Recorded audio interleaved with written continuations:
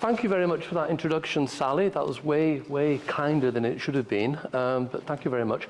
So yeah, Professor Douglas Bell. I work for Nottingham. I'll be in China. Please call me Doug, or a variant thereof, Dog, something like that. That will be fine. So my talk today, Innocence, Envy, Deceptions, and Disappointments. Love and Philip Larkin. And in this talk, I'm going to question, if this works, I'm going to question, is Philip Larkin a love poet? Because my thesis, my sort of central thesis was that he isn't. I mean, when you talk to most people about Philip Larkin, they don't equate him with love, I would say. So, but when I put my proposal in, let me read back what Daniel wrote to me. When I put in my abstract, here we go, sorry Daniel. I put in my abstract thinking I was being all clever, saying I'm going to say that Larkin isn't usually a love poet, but he is really. And I sent my proposal in, and this is what Daniel said back. This sounds a very interesting proposal, even if Larkin does feature on the AQA syllabus for love poetry through the ages post-1900. So in my defense, I'm working in China, so I'm not terribly familiar with the AQA syllabus. But when I got that back from Daniel, my first thought was, oh, well, that's that buggered then, you know, the academic reaction. And then I thought, no, well, hang on. No, I do think Larkin isn't really considered to be a love poet. So I spoke to a few of my colleagues, professorial colleagues in Nottingham, and said, would you equate Philip Larkin with love? And they all said, Larkin? Love? No. So I thought, okay, I'm vindicated. I will come to the conference after all. So Larkin as love poet, is Larkin a love poet or not? I'm going to look at Larkin's thematic handling of love across 4 dimensions. I'm going to suggest that there's a lot of love going on in Larkin, but it's spread across 4 different ways of dealing with it. It's either under innocence, envy, deceptions, or disappointments. So that's the central thesis. Now, I'll finish off, hopefully keep on time, with a conclusion of sorts. But this idea of Larkin as love poet, there we have him.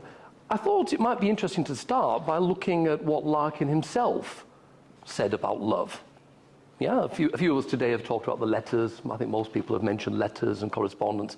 I did the same. I thought I'd go back and look at some of Larkin's letters. So let's see what Larkin said about love himself. Here's a quote. Love collides very sharply with selfishness, and they're both pretty powerful things. Okay. In my character, there's an antipathy between art and life. I find that once I give in to another person, there's a slackening and dulling of the artistic fibers. Blah, blah, blah. Marriage, of course, is impossible. Okay. Let's look at more letters. I personally think that going out with women is not worth it. The amount of time one has to lay out in tedious and expensive and embarrassing pursuits seems to me too much for what sketchy and problematic gains may accrue. What about this one? The whole business of sex annoys me. As far as I can tell, all women are stupid beings. I should say this is Philip Larkin, this is not Douglas Bell, right? So, you know, these are his views, not mine. No professors were injured in the making of this program. But what is more, marriage is a revolting institution. Well, what about this? Sex is too good to share with anyone else. It's not Mills and Boon, is it? You know. Larkin as love poets, I mean, just gets better. My relations with women are governed by a shrinking sensitivity, a morbid sense of sin, a furtive lechery. Or this one, I love this one. RE's sexual intercourse, always disappointing and often repulsive. Like asking someone else to blow your own nose for you. And my favorite of favorites, everything about the relationship between men and women makes me angry. It's all a fucking balls up. It might have been planned by the army or the Ministry of Food. It's quite a long way from shall I compare thee to a summer's day, isn't it? And reading these excerpts from Larkin's letters, you couldn't really imagine him shinning up a drain pipe to deliver a box of milk tray, right?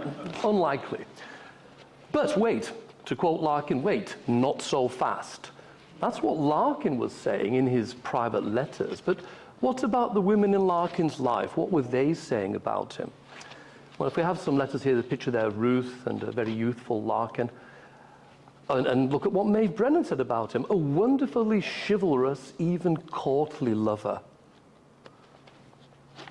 Very different to what you saw in the diaries. Yeah, she says he concealed the grosser sides. Or what Ruth says about him, or said about him.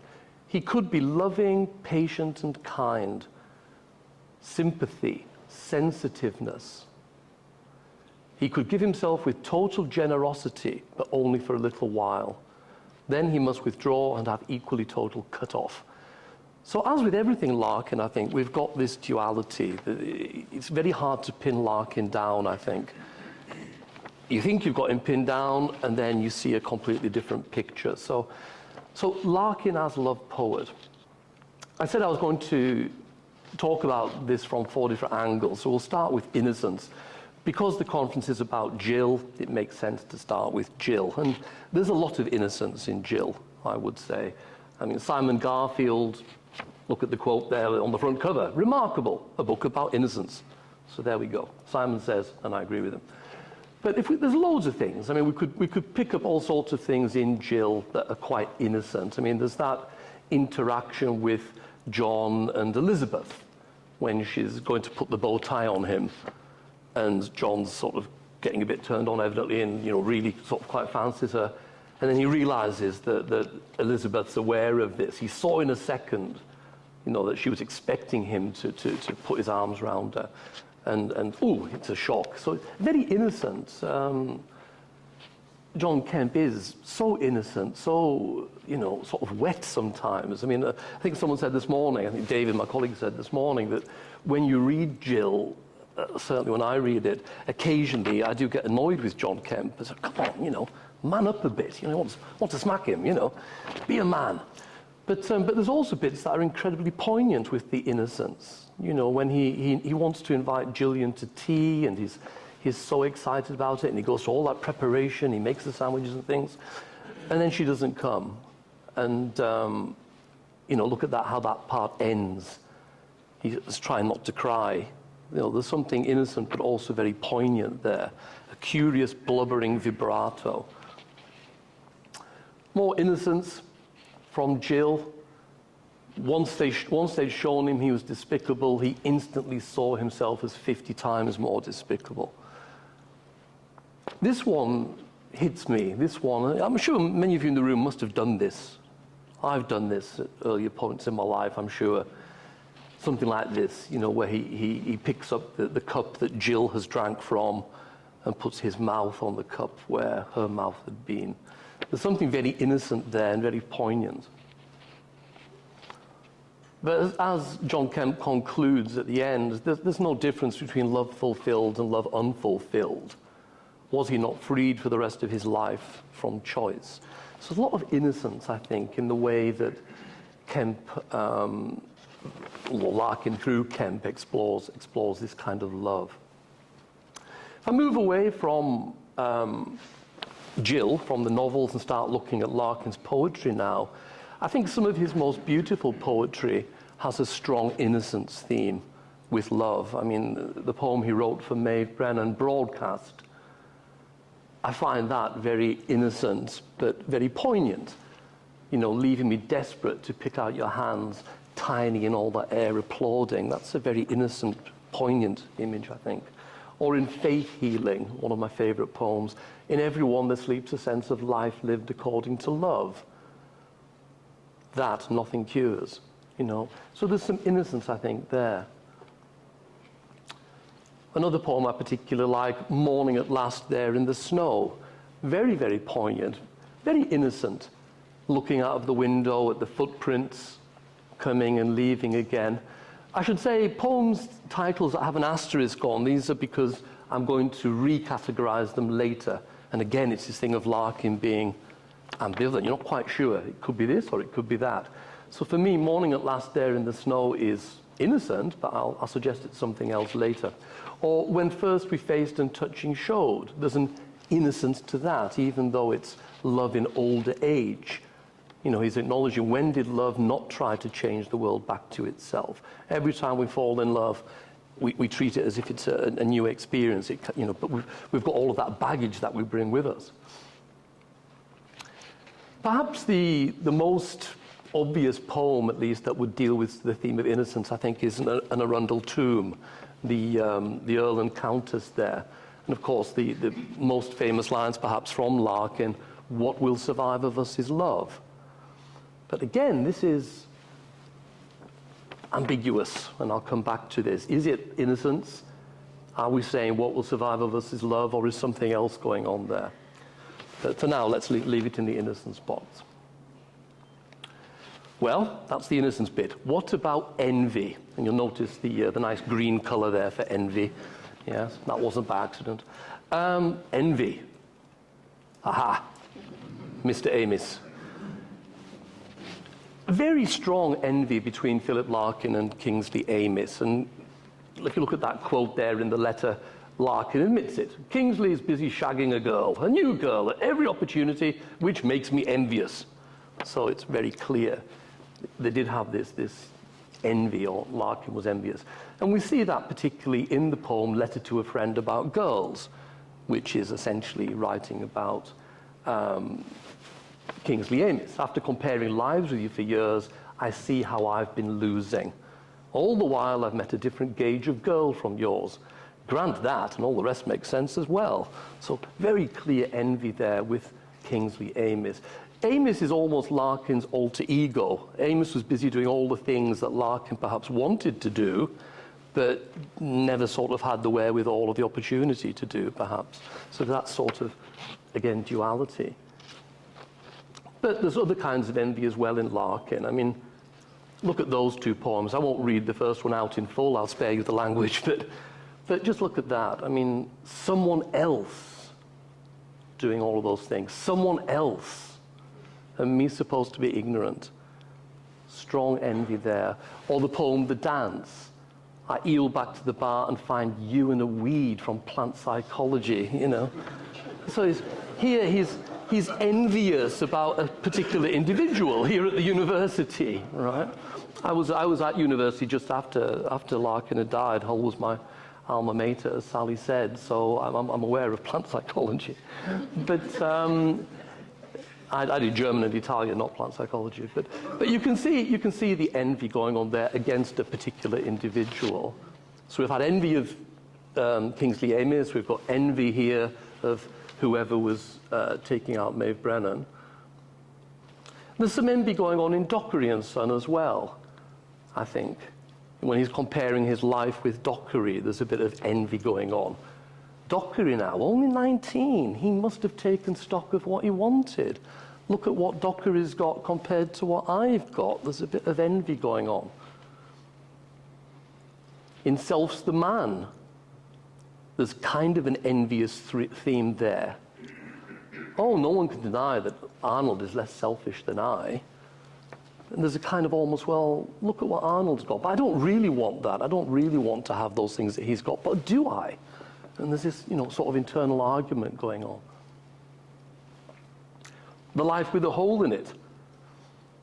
He's envious of the shit in the shuttered chateau, as he talks about, the writer who's successful and can spend his life just writing and making money, but he can't. His life with a hole in it.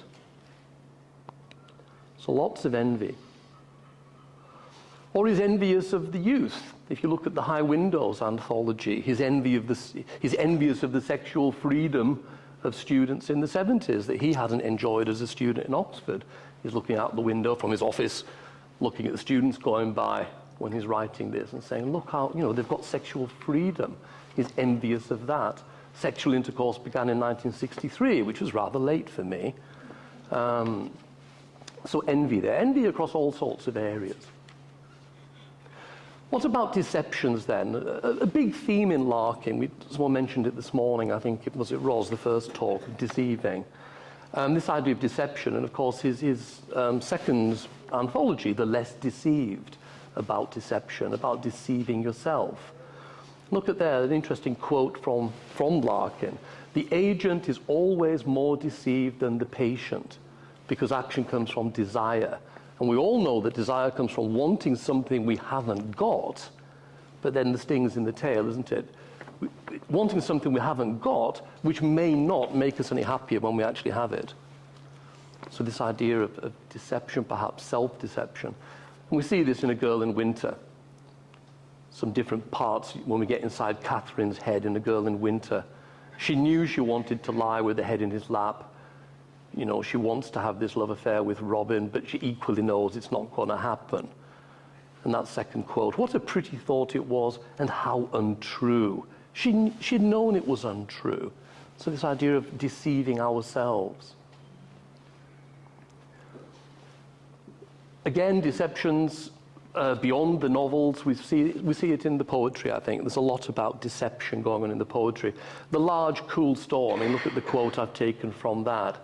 To suppose they share that world, to think their sort is matched by something in it. You know, he's looking at working class women in Hull, in Marks and Spencer's, buying sexy night clothes, and the gap between, you know, if I buy this baby doll sexy night dress, does that make me sexy? No, you're self-deluding yourself. You're deluding yourself. Or talking in bed. Lying together there goes back so far. Every time I see lying in a Larkin poem, instantly I don't think about lying down, I think about telling untruths. Because of course he's juxtaposing straight away. Lying together there goes back so far, an emblem of two people being honest. Or are they being honest? That's the question.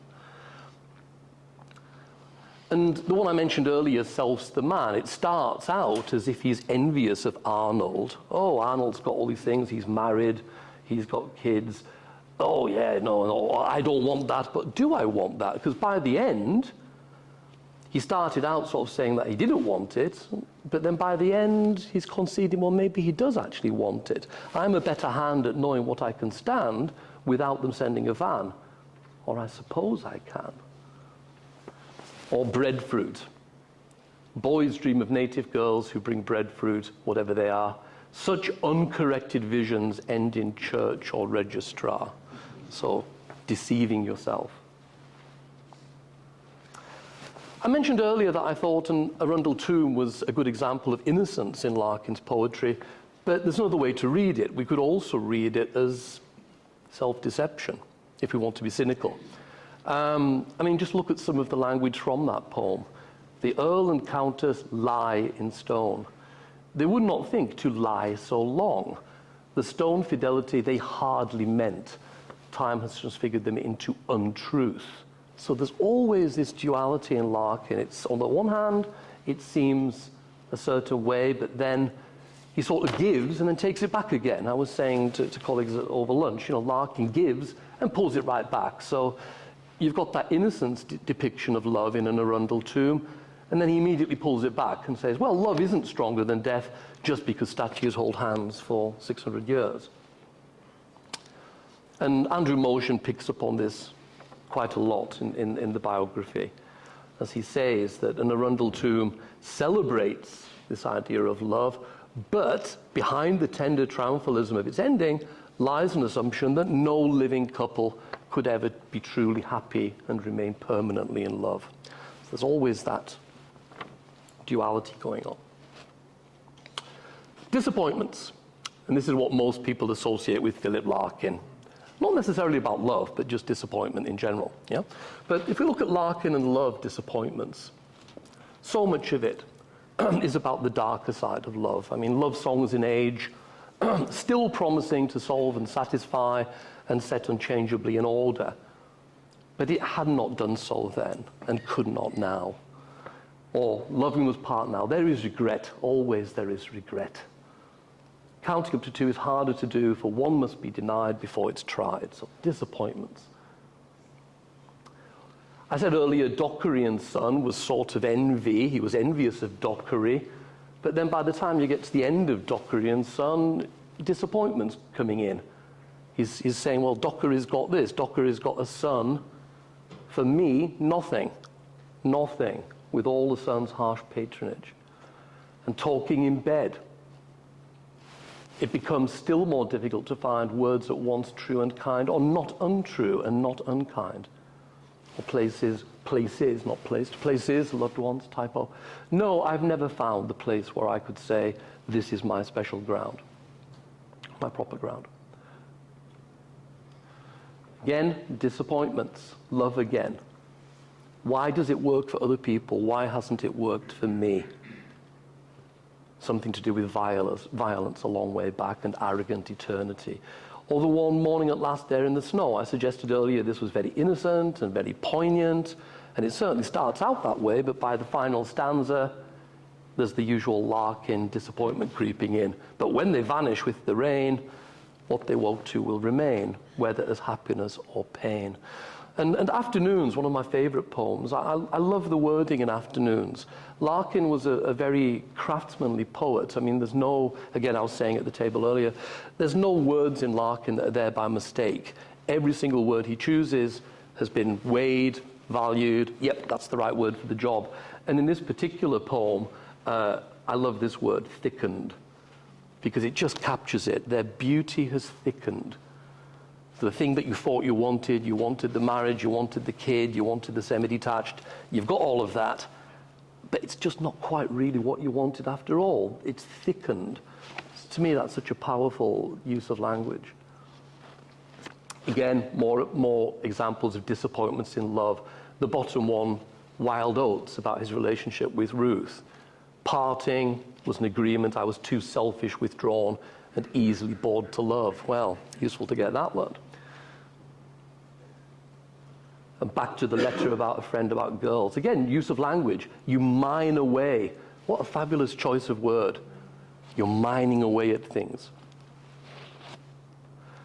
And what you say is there again at the end in a letter. I find it easier to abstain from women than to sustain the trouble of them. So, a conclusion of sorts. I'm mindful of the time. I would say that there's quite a lot of love going on in Larkin. So I said at the beginning, people wouldn't usually, the person on the street wouldn't usually equate Larkin as a love poet in the same way they might quote Shakespeare sonnet or something. I think there's a lot of love going on in Larkin. It's quite a sizable chunk of his output.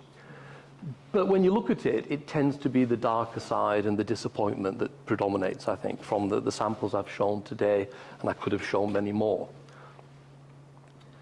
And as Andrew Motion said, there's an assumption that no living couple could ever be truly happy and remain permanently in love. So my apologies to the couples in the room. So the conclusion, I think, with Larkin and love, it's not that love doesn't exist, it's just that we humans, we always expect too much of it. We expect too much of it, still promising to solve and satisfy. And of course, it can never live up to our expectations. We always put love on a big pedestal, but it can never do everything we want it to do, ergo, we get disappointed when it doesn't deliver. So thank you very much for listening. If anyone would like my slides, my email's there, so by all means get in touch with me. Just before I close, very, very quickly, the last conference I came to, I started the talk with an anecdote. Last time I came, somebody downtown had said, "Are you Philip Larkin?" And you might, if those of you that were here, you might remember that story. I don't have that kind of funny story today, but I do have one anecdote to share before I leave. Where's that? Can anyone identify that for me? Larkin's College. You know, because we were talking about it last night. But anyone else in the audience? No? Where is it? No? This is the grounds of St. John's College in Oxford. Yeah? I was very lucky to be invited to give a presentation last summer in Oxford at the Institute of Education. And after the conference, I went for a walk around and blagged my way into the grounds. I played the professor card. Oh, I'm an academic. And they just let me in. And I walked around, and it hit me. Sorry, the story is just how Larkin never ceases to surprise me. Things come back to me and resonate years and years later. I took this photograph, and can anyone identify which poem might resonate with this? Dockery. Well done, whoever said that. Yes, Dockery and Son, absolutely. Again, just look at those words. The lawn spreads dazzlingly wide. And there it is. The lawn spreads dazzlingly wide. It was a really nice day. It was sunny that day. And I thought, wow, suddenly those lines now make much more sense to me than they did when I first read them 40 years ago or whatever. So thank you very much. I think I'm over my time. So